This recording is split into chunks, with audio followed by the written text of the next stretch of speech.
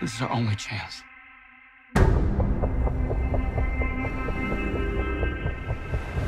We have to take it.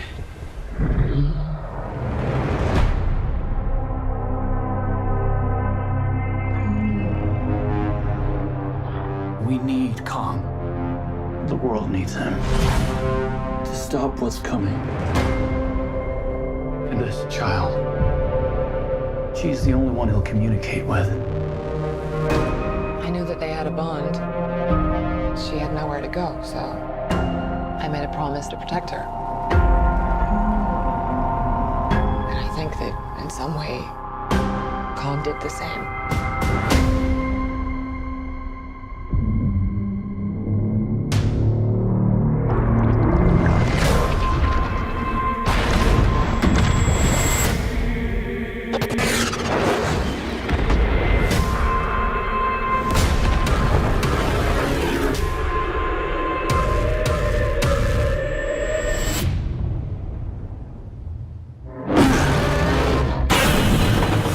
It's Godzilla.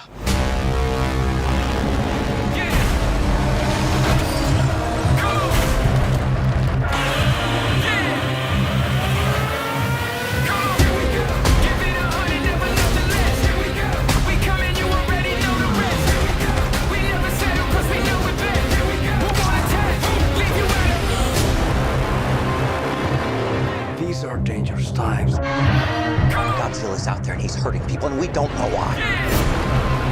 There's something provoking him that we're not seeing here. I'm of the same opinion. The myths are real. There was a war. And they're the last ones standing. I keep reaching for greatness because I'm built from it. Who bows to who? Nobody gon' stop for me. Here we go.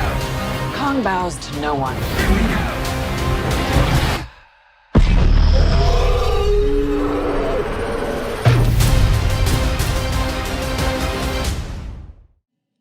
Welcome back, everyone. It's Charlie. This is going to be my Godzilla vs. Kong trailer video. I'll explain what's going on with the movie. There's a whole bunch of Easter eggs here for the classic version of this, the 1962 King Kong vs. Godzilla film. So if you're new to the channel, be sure to subscribe to get all the videos. This is Warner Brothers' next big movie in their plan for 2021 movies to release all of them on HBO Max. So we'll do giveaways for subscriptions. All you have to do to enter is be a subscriber and leave your favorite moment from the trailer on the video. If you're not a big fan of the classic Godzilla films or King Kong films, I know this seems a lot like Batman v Superman, like make two titans fight, who's going to win, and who winds up being the real villain of the film, because it seems like they will eventually team up, similar to the plot of Batman v Superman. Like, even though they're fighting here, clearly someone is manipulating Godzilla to attack mankind, like you see this big Tokyo fight, when Godzilla is supposed to be a friend to mankind, especially after the last film saving the planet from King Ghidorah. And because we're talking about this modern franchise of Godzilla and King Kong films, you go back to Kong Skull Island, Kong was also a good character during that. So why would they fight unless they had a version of Lex Luthor manipulating both of them to fight, and who winds up being the real villain of the film? There's some rumors about that I'll explain, but the movie itself is coming out March 26th, and we make jokes about Batman v Superman, but the Justice League Snyder Cut, Zack Snyder also did Batman v Superman, is also coming out in March. But Millie Bobby Brown and Kyle Chandler, her father, are back from Godzilla King of Monsters, along with a lot of the Monarch characters. Some of the new ones are Alexander Skarsgård, the kid from Deadpool 2, Ezia Gonzalez. I don't know exactly what she's going to be doing during the film, but she might be working with the other organization that I'll explain in a second. Rebecca Hall seems like another good character working with Alexander Skarsgård, a sort of Kong expert who's taking care of this little girl here who has a special connection with Kong. They made the joke in the last film, though, that the people are essentially the pets of the Titans, like she'd be Kong's pet, not the other way around, even though she's holding up this Kong doll, seeming like she's summoning him like a golem or worshipping him somehow.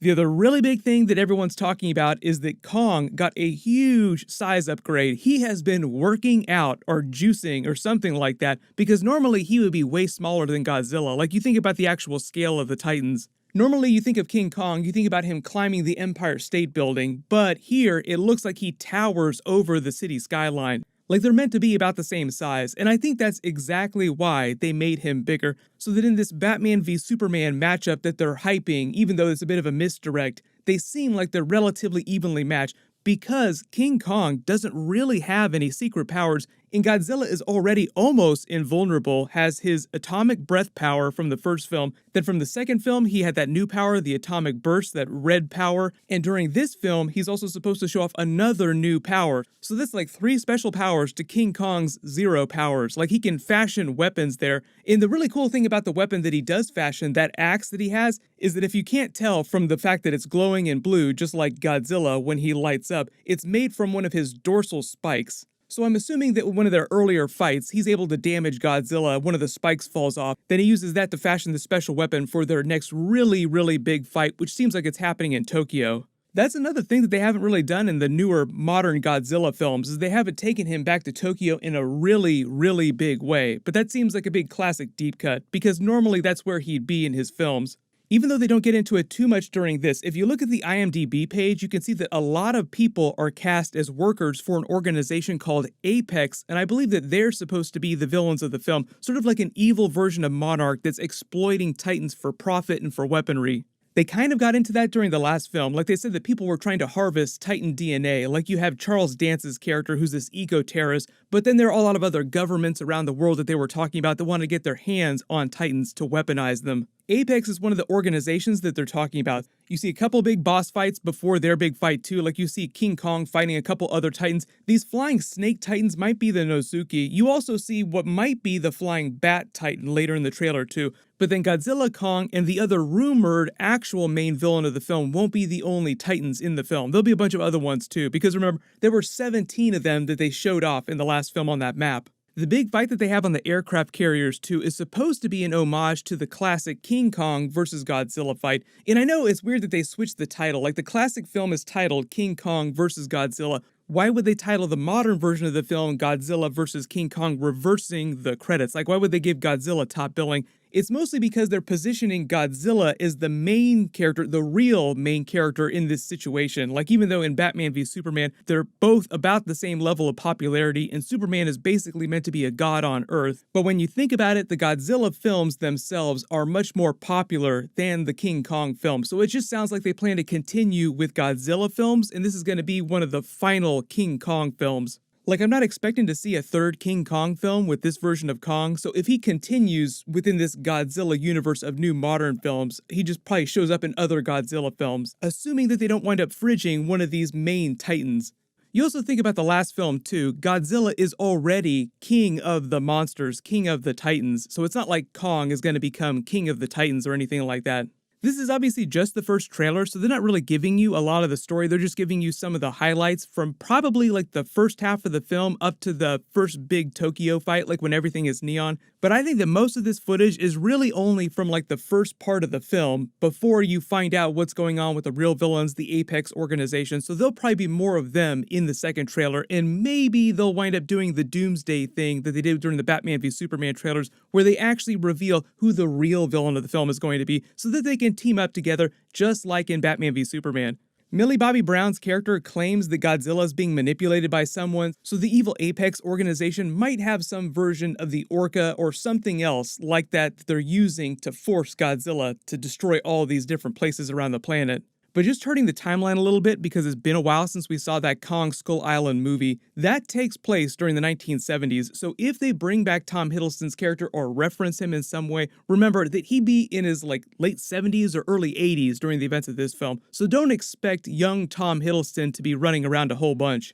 It kind of seems like this franchise is turning into Millie Bobby Brown's franchise, just because she seems like a much bigger character than she was during the first film. But the really big rumor, though, about the main villain is that the real villain of the film is going to wind up being Mecha Godzilla, and that's who they'll eventually team up to wind up taking down, and Apex themselves, the evil organization, will be responsible for creating Mecha Godzilla. And I think it has something to do with them tying back to that idea of them harvesting Titan DNA, like harvesting parts of King Ghidorah and using that to create Mecha Godzilla, a weapon against Godzilla. I think we get a few peeks of that during the trailer. Like you see in the background here, this actually looks kind of like Mechagodzilla. And then behind this dude on this display here, this might be an Apex lab. You see battery charging in this outline of what looks like Mechagodzilla on a readout. But everyone, let me know in the comments, what do you think is actually going on? Because this is clearly a misdirect and Godzilla's a good character. And which new Titan from the classic Godzilla films that we haven't seen yet do you think that they're going to eventually team up to fight? Because the movie's coming out March 26th, there'll probably be another trailer sometime during February, and they'll just start releasing a whole bunch more footage, so we'll probably find out pretty quickly. But everyone, click here for my full WandaVision Episode 3 video and Marvel Easter eggs, and click here for my brand new Thor 4 teaser and learn about what's going on during that film. Thank you so much for watching, everyone stay safe, and I'll see you guys in the next video.